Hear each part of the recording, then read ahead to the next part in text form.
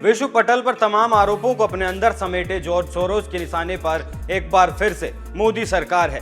पूर्व अमेरिकी राष्ट्रपति को ठग और पीएम मोदी को तानाशाह बताने वाले सोरेस, राष्ट्रवाद से लड़ने के लिए $100 अरब की स्थापना करने वाले सोरेस और अपनी सगी मां की आत्महत्या में मदद करने वाले सोरेस, अवैध तरीके से धन कमाने के आरोपों में घिरे सोरेस की कहानी वैसे तो बहुत लंबी है, लेकिन उस कहानी में से कुछ हिस्से ऐसे हैं जो सोरेस के मुखौटे को उतारने के लिए काफी हैं। नमस्कार, एनएमएफ न्यूज देख रहे हैं आप। मैं हूं आपके साथ अभिषेक पुंडीर। अमेरिका के विवादास्पद अरबपति जॉर्ज सोरोस भारत के प्रधानमंत्री नरेंद्र मोदी को लेकर आपत्तिजनक बयान दे चुके हैं। उन्होंने भारत के लोकतांत्रिक ढांचे को प्रभावित करने की कई बार कोशिश की। उन्होंने पीएम को हालिया अडानी हिंडनबर्ग विवाद से जबरदस्ती तोड़ने की कोशिश की थी। उनके बयान पर विदेश मंत्री एस जयशंकर ने कड़ी प्रतिक्रिया दी थी। मोदी सरकार में कैबिनेट मंत्री जयशंकर ने कहा कि सोरेस ने पिछले दिनों पीएम मोदी पर आपत्तिजनक टिप्पणी की थी। उन्होंने कहा था कि वो भारत जैसे लोकतांत्रिक देश के नेता हैं, लेकिन वो खुद लोकतांत्रिक नहीं है। वो मुस्लिमों के साथ हिंसा और अन्याय कर तेजी से बड़े नेता बन गए। उन्होंने कहा कि सोरेस के पसंद के व्यक्ति जीते तो लोकतंत्र बढ़िया है, वरना खराब। जयशंकर ने कहा कि सोरेस पुराने विचारों वाले व्यक्ति हैं और न्यूयॉर्क में बैठकर वो अभी भी सोचते हैं कि उनके विचारों के अनुसार ही दुनिया चलेगी। ऐसे लोग अपने नैरेटिव के लिए अपने संसाधनों का निवेश करते हैं। ऐसे लोग खतरनाक होते हैं। बुजुर्ग, अमीर, मतलबी और कहानियां बनाने में माहिर बताया सोरेस को। सोरेस ने 16 फरवरी को जर्मनी में एक कार्यक्रम के दौरान प्रधानमंत्री नरेंद्र मोदी पर क्रोनी कैपिटलिज्म को बढ़ावा देने का आरोप लगाया था।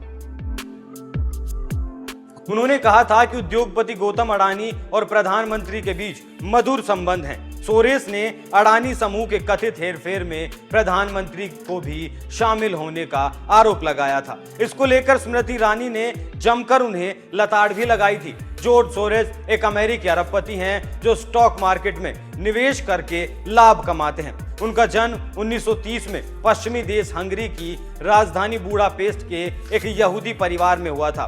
कहा जाता है कि दूसरे विश्व युद्ध के दौरान जब यहूदियों पर अत्याचार बढ़ा, तब उन्होंने झूठा पहचान पत्र बनाकर अपना और अपने परिवार की जान की रक्षा की थी। जब विश्व युद्ध खत्म हुआ और हंगरी में कम्युनिस्ट सरकार बनी, तो वो 1947 में इंग्लैंड की राजधानी लंदन चले गए। वहां उन्होंने रेलवे स्टेशन पर कुली और क्लबों में वेटर का भी काम किया। इस दौरान वो लंदन स्कूल ऑफ इकोनॉमिक्स में पढ़ाई कर रहे थे। इसके बाद कुछ वक्त तक उन्होंने लंदन मर्चेंट बैंक में भी काम किया। साल 1956 में वो लंदन छोड़कर अमेरिका आ गए और फाइनेंस और इन्वेस्टमेंट में कदम रखा। इसके बाद उनकी किस्मत चमक उठी और रात दूनी दिन चौगुनी तरक्की करने लगे और खूब संपत्ति कमा ली। वित्तीय पत्रिका फोर्ब्स मैगजीन के मुताबिक 17 फरवरी 2023 तक उनके पास तकरीबन $6.7 बिलियन मतलब 55,455 करोड़ रुपए की संपत्ति है। साल 1973 में उन्होंने सोरेस फंड मैनेजमेंट की स्थापना की और कथित अत्याचार पीड़ितों की मदद करने लगे। इस दौरान उन्होंने अश्वेत लोगों की पढ़ाई के लिए स्कॉलरशिप भी देना शुरू किया।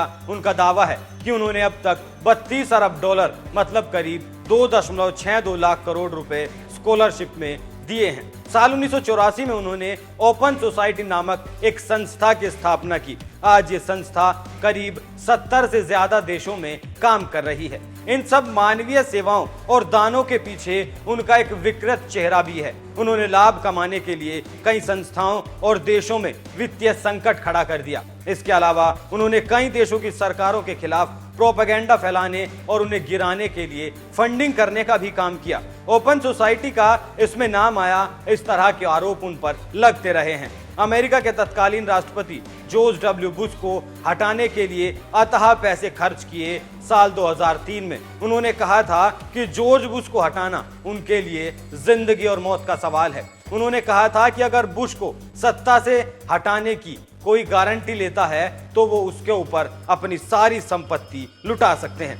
आतंकवाद के खिलाफ बुश की कार्रवाई का उन्होंने कड़ा विरोध किया था। बुश को हराने के लिए उन्होंने 250 करोड़ रुपए से ज्यादा खर्च भी किए थे। सोरोस को चीन, भारत के नरेंद्र मोदी, रूस के व्लादिमीर पुतिन, अमेरिका के पूर्व राष्ट्रपति डोनाल्ड ट्रंप जैसे नेता पसंद नहीं। उन्होंने डोनाल्ड ट्रंप को ठग और पीएम मोदी को तानाशाह बताया था। उन्होंने दुनिया में राष्ट्रवाद की बयार से लड़ने के लिए करीब 100 अरब डॉलर के फंड की स्थापना की है। इस फंड का इस्तेमाल इन लोगों के खिलाफ प्रोपेगेंडा फैलाने के लिए किया जाता है। दावोस में वर्ल्ड इकोनॉमिक फोरम में उन्होंने कहा था कि दुनिया में राष्ट्रवाद तेजी से बढ़ा है। इसका सबसे खतरनाक नतीजा भारत में देखने को मिला। जॉर्ज सोरोस को एक ऐसे व्यक्ति के रूप में जाना जाता है जिसने बैंक ऑफ इंग्लैंड को बर्बाद कर दिया। Bank of England United kingdom का एक केंद्रीय बैंक है और ये भारत के आरबीआई के समानांतर है। हेज एंड मैनेजर सोरेस ने अपनी साजिशों से ब्रिटिश मुद्रा पाउंड की वैल्यू को भी गिरा दिया था। इसमें उन्होंने लगभग $1 बिलियन यानी 8,277 करोड़ रुपए का लाभ कमाया था। उन्हें वित्तीय युद्ध अपराधी तक कहा गया। ये कुछ हिंडनबर्ग रिसर्च की तरह ही है। हिंडनबर्ग भी अपनी रिपोर्ट में किसी कंपनी की वित्तीय स्थिति को खराब बताती है, इससे उसके शेयर गिरने लगते हैं और उसे शॉर्ट सेल करके लाभ कमा लिया जाता है। अडानी मामले में भी हिंडनबर्ग ने यही तरीका अपनाया। इससे पहले भी वो ऐसा कई बार कर चुका है। जॉर्ज सोरोस ने बैंक ऑफ इंग्लैंड के मामले में लगभग यही रणनीति अपनाई थी साल 1997 में। थाईलैंड की मुद्रा बाहत पर सट्टेबाजी हमलों के लिए सोरोस को जिम्मेदार ठहराया गया। थाईलैंड की मुद्रा में आई गिरावट के कारण उस साल एशिया के ज्यादातर देशों में वित्तीय संकट फैल गया।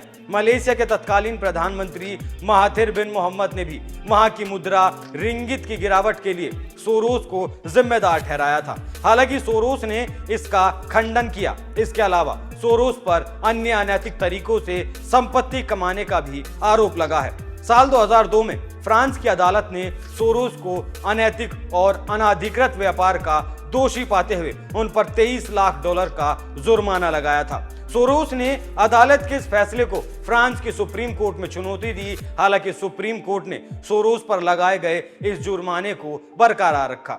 अमेरिका में भी जॉर्ज सोरोस पर बेसबॉल खेलों में पैसा लगाकर अनैतिक तरीके से पैसा कमाने का आरोप लगा। इसी तरह इटली की फुटबॉल टीम AS रोमा को लेकर भी सोरोस विवादों में आए। इतना ही नहीं, सोरोस ने साल 1994 में खुलासा किया था कि उन्होंने आत्महत्या करने में अपनी मां की मदद की थी। इन सब के बाद 4 मौके ऐसे आए जब सोरोस ने भारत के खिलाफ खुलकर एजेंडा चलाया या फिर खुलकर मदद की एजेंडाधारियों की। इस लिस्ट में सबसे पहले नाम आता है राफेल डील का। आपको याद हो, फ्रांस से भारत ने 36 राफेल विमानों को खरीदा था। इसको लेकर विपक्षी दल कांग्रेस ने हंगामा किया था और कहा था कि इसमें दलाली की गई है। हालांकि यहां के सुप्रीम कोर्ट ने इन आरोपों को खारिज किया था। इसके बाद फ्रांस की NGO शेरपा एसोसिएशन ने इसमें भ्रष्टाचार की शिकायत दर्ज कराकर जांच की मांग की थी। इस NGO को जॉर्ज सोरोस की ओपन सोसाइटी फाउंडेशन से फंड भी जारी किया गया था। फिर आता है कश्मीर से धारा 370 का खात्मा। कश्मीर से जब केंद्र की मोदी सरकार ने धारा 370 को खत्म कर जम्मू कश्मीर के विशेष दर्जे को खत्म किया था, तब भी सोरोस सामने आए थे। उन्होंने मोदी सरकार के इस फैसले का विरोध किया था। सोरोस ने यह कहा था कि भारत हिंदू राष्ट्र बनने की ओर बढ़ रहा है। इसी तरह किसान आंदोलन और भारत द्वारा कोरोना का वैक्सीन बनाने के बाद उसके खिलाफ वैश्विक मुहिम चलाने में भी सोरोस का नाम आया था। इसके बाद CAA पर हुए दंगे भी इसकी भूमिका रही है। CAA प्रोटेस्ट में भी जॉर्ज सोरोस का नाम जुड़ा। कहा जाता है कि NRC के खिलाफ इतने बड़े पैमाने पर हुए विरोध को हवा देने के लिए जॉर्ज सोरोस ने फंडिंग की थी। इसकी पुष्टि उसके बयानों से होती है। सोरोस ने भारत में लागू किए जा रहे NRC और CAA को मुस्लिम विरोधी बताया था। और इन सब के बाद आता है नंबर भारत जोड़ो यात्रा का, जहां से पता चलता है कि होना हो कांग्रेस की ही ये कोई सीक्रेट डील है। कांग्रेस नेता राहुल गांधी की भारत जोड़ो यात्रा में भी जॉर्ज सोरोस का नाम जुड़ा। 31 अक्टूबर 2022 को सलील शेट्टी नाम का एक आदमी राहुल गांधी की कर्नाटक के हरथीकोट में उनकी भारत जोड़ो यात्रा में शामिल हुआ। सलील शेट्टी जॉर्ज सोरोस द्वारा स्थापित ओपन सोसाइटी फाउंडेशन के वैश्विक उपाध्यक्ष हैं। ऐसे में सत्ता पाने की झटपटाहट में कांग्रेस को इस रिश्ते को कुछ तो नाम देना चाहिए। दरअसल जॉर्ज सोरोस की भूमिका उन हर बातों में लगभग सामने आई जो बीजेपी और प्रधानमंत्री नरेंद्र मोदी के खिलाफ रही। जॉर्ज सोरोस को नरेंद्र मोदी से कितनी नफरत है इसका वो तानाशाह कहकर सबूत दे चुके हैं और समय समय पर अन्य आरोपों के जरिए इसकी पुष्टि भी करते रहे हैं। 92 साल की उम्र में भी दुनिया के सबसे बड़े लोकतंत्र को खतरा पैदा करने की कोशिश करने वाले सोरोस का ये सपना ही रहने वाला है। आप इस खबर पर क्या राय रखते हैं हमें कमेंट करके जरूर बताएं। नमस्कार।